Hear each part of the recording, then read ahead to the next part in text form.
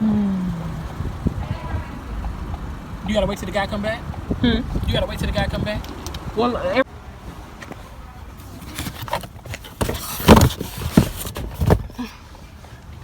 alright, YouTube. This is what it's like coming down a private road. In 400 feet, turn left onto Pensacola St. Augustine Highway, CR 208. Then in 400 feet, turn right. St. Augustine. These are what private roads look like, y'all. The scariest part of my life when delivering. I got one more package left, y'all. And I'm ready to deliver it. So we're going to get right onto it. But I want to show y'all how a private road looks. Turn left onto Pensacola St. Augustine Highway, CR 208. Then in 400 feet, turn right. Turn right onto CR 13. When I tell y'all delivering 13 packages, there's only 720 right now. And I only got one more package left. But this view is definitely beautiful. That's one thing I hate with Amazon Flex is just doing the private roads. It's doable though. Look at these houses, y'all. This view is so nice. I feel like I'm right there. Quarter mile, turn right. Delivering this package. I'm at a different station today, you guys. Trying to see how it goes. So I'm on my way up to the top right now. We shall see how everything goes. I'm running a little late though, but it's my first time at this location.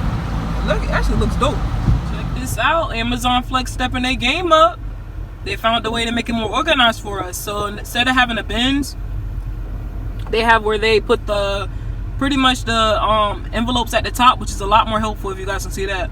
The mid-sized packages is in the middle, and then they have the larger ones at the bottom. That is how you're supposed to do it, because I'm telling you, it makes it so much easier for us when we're literally like putting the stuff in the car. Seriously. Alright, so y'all, this is how it looks up close. They got it like that. Alright, so YouTube, in this video I'm going to talk about as far as for Amazon Flex, can you bring someone on the road with you? So I get this asked plenty of times, you guys. Yes, you can bring someone on the road with you when you are delivering with Amazon Flex. The only thing that you need to know is that whoever is wearing that orange vest, or whoever's wearing that Amazon vest, you're the only one who's able to get out of the car.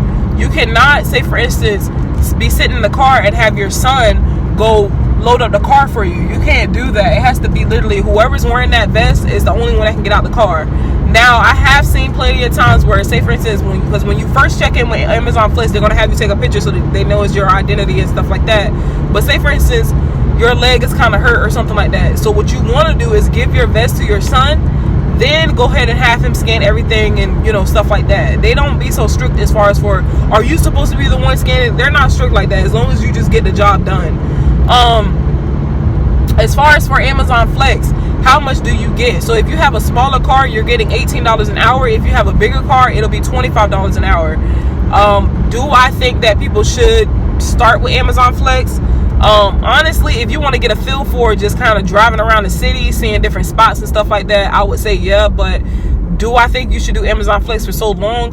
I don't know, because honestly, like I said, me personally, Amazon Flex really isn't so much for me, because Amazon Flex finds ways to fire their people.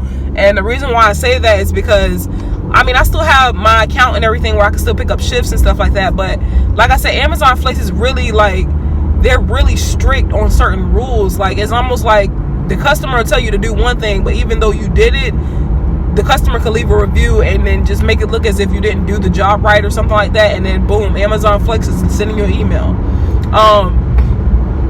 The example that I gave is like, so say for instance with one of the envelopes I put inside of the mailbox because the note told me to do that.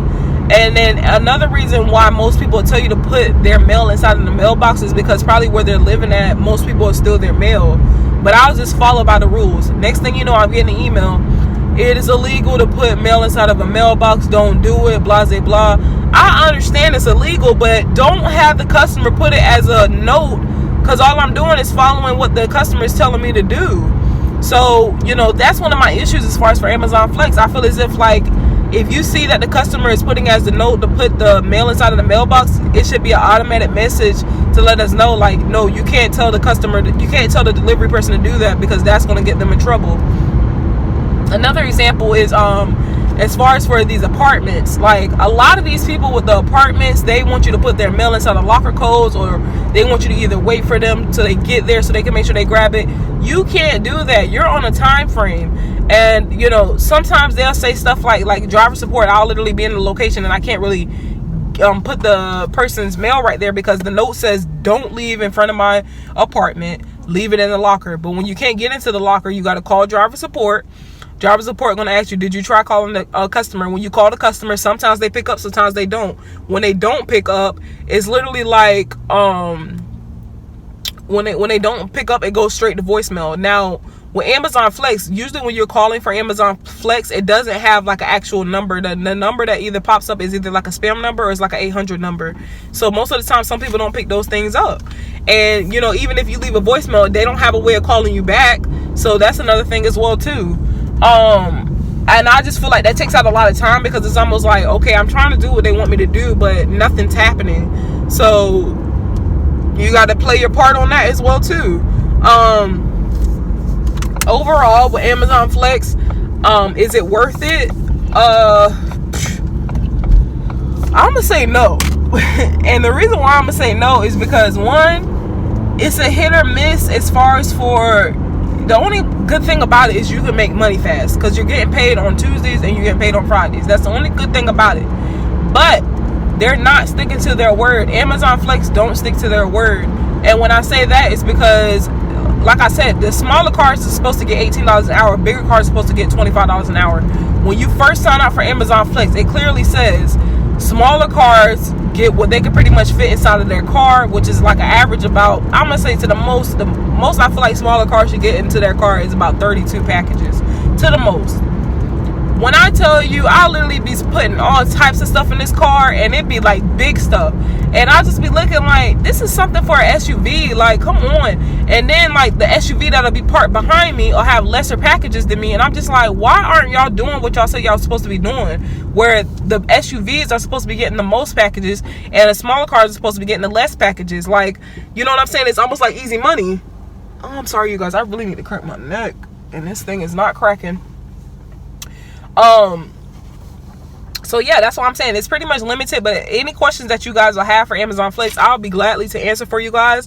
I just feel as if I'm not going to be doing Amazon Flex as long because, like I said, this is just something to just kind of make on easy cash. But in reality, you know, it just has its pros and its cons, and a lot of the cons are starting to outweigh the pros.